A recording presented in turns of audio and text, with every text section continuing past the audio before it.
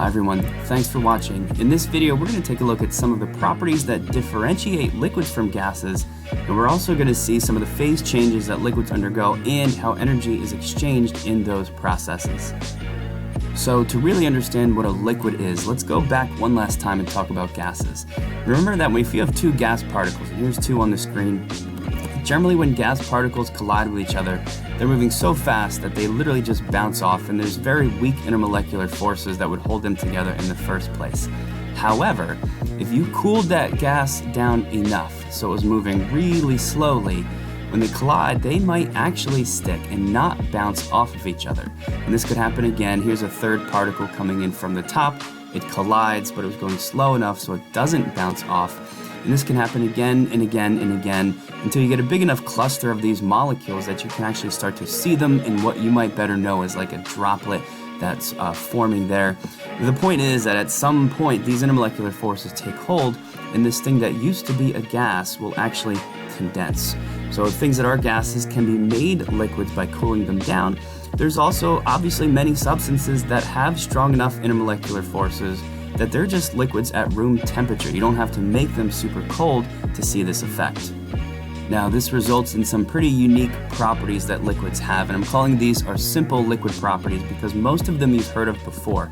Things like the fact that liquids tend to be denser than most gases, and I say most because we're going to look in class at how there's actually some gases that can be quite dense, but liquids are still probably going to be denser. When you have a liquid, because all the particles are stuck together, there's going to be no space between those particles. That means if you tried to squeeze, like say in a syringe, if you tried to compress or squeeze the particles together, you can't. Generally, liquids are incompressible. Liquid particles will have less kinetic energy than gases. That's of course because they're closer together, they cannot move as much, and if there's less motion, there's less kinetic energy.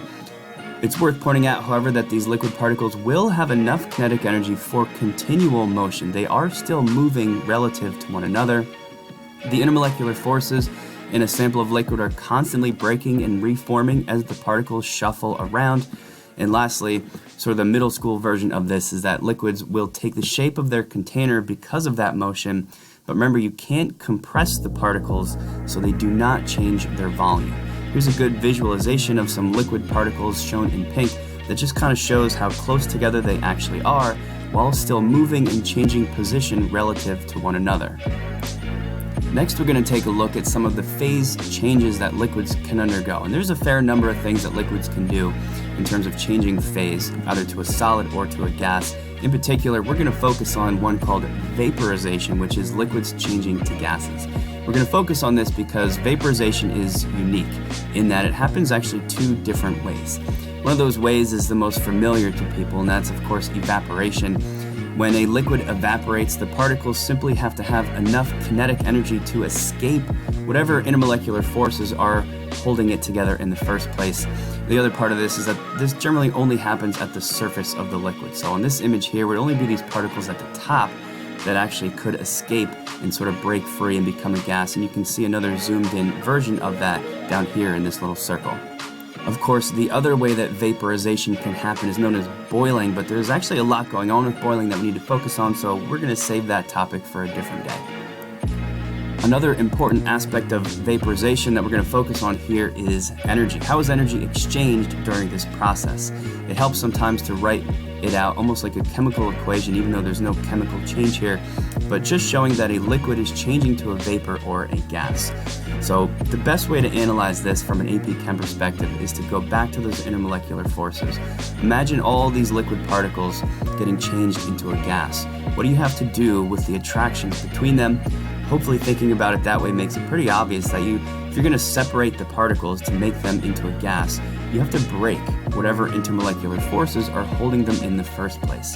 And since attractions must be broken, this is a process that requires energy. Anytime you break anything, any sort of bond or attraction, it requires energy, and therefore we would call it an endothermic process. You'll sometimes see heat or energy written on the reactants side of the equation just to kind of represent that energy is needed or used or required in this type of process. Now, if you measure this quantity of energy, that's measuring exactly how much heat it takes to change from a liquid to vapor, It's given a special name, and it has sort of an intimidating name. It's called the enthalpy of vaporization, which sounds worse than it is. Just remember, it's the quantity of heat required to do this thing, to change a liquid to a gas. A lot of the times in AP Chem, you'll be asked to relate the size of the enthalpy of vaporization to the strength of the IMFs, and the rule's a pretty simple one. The stronger the intermolecular forces are, of course, that's going to require more heat or more energy to break them, so you'll see a larger enthalpy of vaporization for that substance. Now let's look at some of these same considerations before the opposite phase change, condensation, where a gas actually changes back into the liquid phase. From the perspective of energy, this is literally the opposite process. We have a vapor that's now changing back into a liquid. This means that heat isn't going to be required. In this case, heat is going to be released. In terms of intermolecular forces, obviously since the particles are attaching together, intermolecular forces are being formed in this process because as a vapor, they weren't sticking together, but as a liquid, now they are.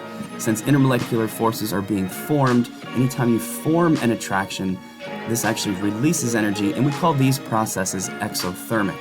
And you'll see heat written again on the products side to represent that. As far as a rule to predict how much heat is going to be released, it's the same as it was when we were breaking those IMFs. The stronger they are, the greater the quantity of energy. So a substance with stronger IMFs is going to actually release more energy when it condenses. Let's close out the video by looking at some other less common liquid properties. In particular, we're going to focus on capillary action, viscosity, and surface tension. In capillary action, typically a small, usually glass tube is touched to the surface of a liquid, and you can see the green color here is drawn up the tube. All that's happening is as the liquid molecules are attracted to the tube itself, when one molecule starts to flow up the inside surface of the tube, the intermolecular forces between the particles kind of pull the other molecules with it. This is how trees and plants allow water to get from the ground into their upper leaves. Viscosity is defined as the resistance to flow. This would be a liquid like honey that when you turn it on its side, it'll flow, but it just takes a really long time because it resists that process. Here's a bunch of different motor oil samples, and they all flow at different rates because they have different viscosities. Lastly, we have surface tension. You can see this with little insects that can actually sort of walk on the surface of the water. They're so light that their feet don't break through the intermolecular forces holding those molecules together. There's almost like a skin or a net-like surface formed by the molecules. This can even hold up larger animals like lizards. And that actually concludes our video, so hopefully you feel like you now know some different properties of liquids and what makes them different from gases. Also, some of the phase changes liquids can undergo and how energy is exchanged in those processes.